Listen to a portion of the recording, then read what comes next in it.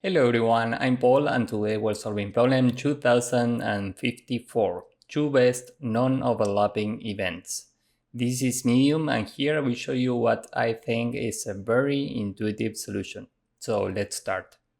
We are given a 2D integer array events where each element has three numbers: start time, end time, and value. If we decide to attend an event, we receive the value corresponding to value. And our job is to return the maximum possible sum of values, considering that we can attend at most two non-overlapping events. So if we are given this input, this is the visual representation of the input, and here the best choice is to attend events 0 and 1. The result in this case is 2 plus 2, meaning 4, so we return this.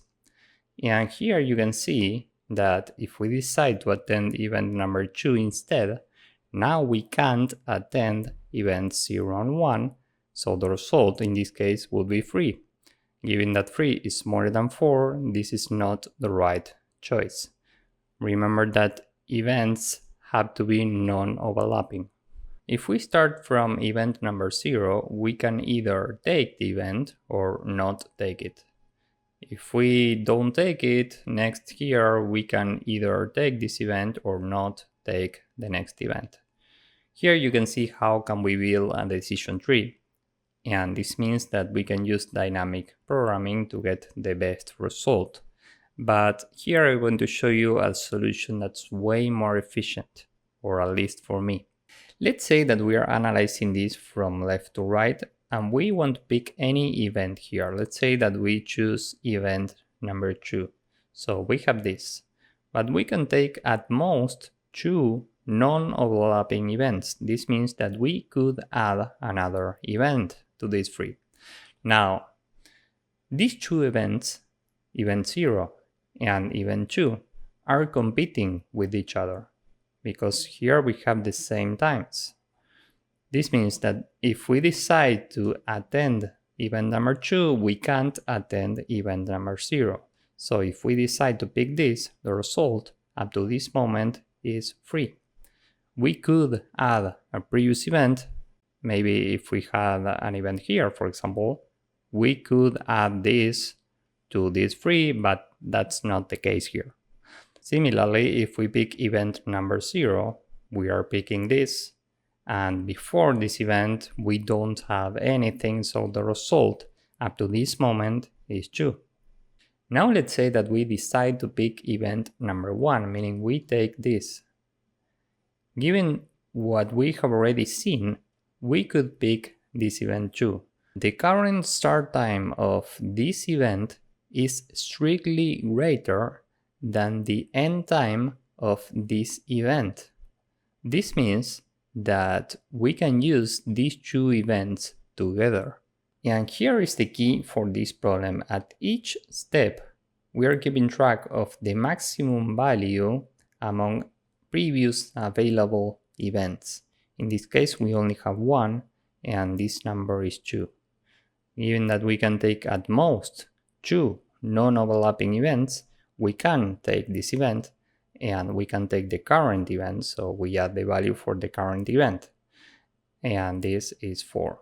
Every time we keep the maximum value in the result, and in this case it's 4, so we return this.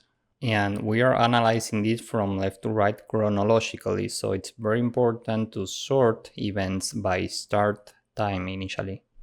Let's see the full approach now. First, we need to sort events by index 0. By doing this, we iterate first event number 0 here, then event number 2, and then event number 1. And we have 3 variables: an empty heap, max previous. Here we are keeping track of the maximum value that we have already seen at each step. This is initially 0, and the result is also initially 0. So first we are iterating this event. The result every time is the maximum between the result and the current value plus the maximum value that we have already seen. 2 plus 0 is 2, and the maximum between 2 and 0 is 2. And every time we are storing in the heap a tuple or an array, whatever you want, with two values. The first one is the end time of the current event, and the second one is the value of the event. So now we can continue with the next event. You will see why we need this in a few seconds. Now we are at this event, and the first thing we need to do is to check if the current start time, meaning 2, is strictly greater than the first end time in our heap. Given that 2 is smaller than 3, now we keep this as it is and we continue. We need to update the result with the maximum between 2 and the current number plus the maximum previous value. 3 plus 0 is 3, and the maximum between 3 and 2 is 3, so this is now 3. And of course we need to add a tuple with the current end time, meaning 4, and the current value, meaning 3. Now we are at event number 1, and here is where it all makes sense. The current start time is 4, and this number is greater than the first end time in our heap. This means that this event is now available from this position. So we can update the maximum previous value to the maximum between what we have here and this value, meaning 2. And now the result is the maximum between 3 and the current value, 2, plus the maximum previous value. 2 plus 2 is 4, and the maximum between 4 and 3 is 4.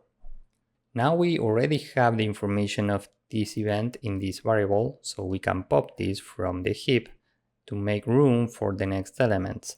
Now this is the element with the smallest end time, and this is why we are using a heap. We are always comparing the current start time with the first end time in the heap. And that's why we are using this in this order also. First we have the end time and then the value. We are doing this because by default heaps are sorted by index 0. So this is very important. So now we can add a tuple with the current end time and the current value, and now we have already iterated every event, so finally we return 4. So with this in mind, now let's code this up and hopefully you will get the idea. We need a heap that's initially empty, and we need to keep track of the maximum previous value. This is initially 0, the result is initially 0, and we are analyzing this chronologically by start time. So we need to sort events, events.sort, and this sorts by index 0 by default, so we keep this as it is, and now we can iterate events. For every start time, end time, and value in events, we can say while we have something in the heap and the current start time is strictly greater than the first end time in the heap, the maximum previous value is the maximum between what we already have here and heap q, heap pop from heap, and remember that we are storing 2 elements in the heap, an end time and a value. We care about index 1 here. Now after this while loop, we can push to our heap q, heap push into our heap a tuple with the current end time and the value. And every time the result is the maximum between the result and the maximum previous value plus the current value. Finally, we return result. So this is the entire code. Now let's submit this and see if it works.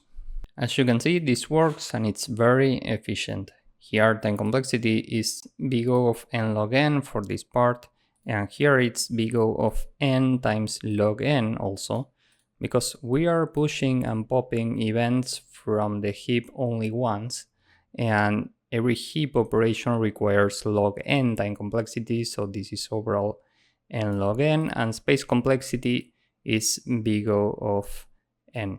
So this is it for this problem. If you found this useful, please drop a like, subscribe, and see you in the next one. Bye bye.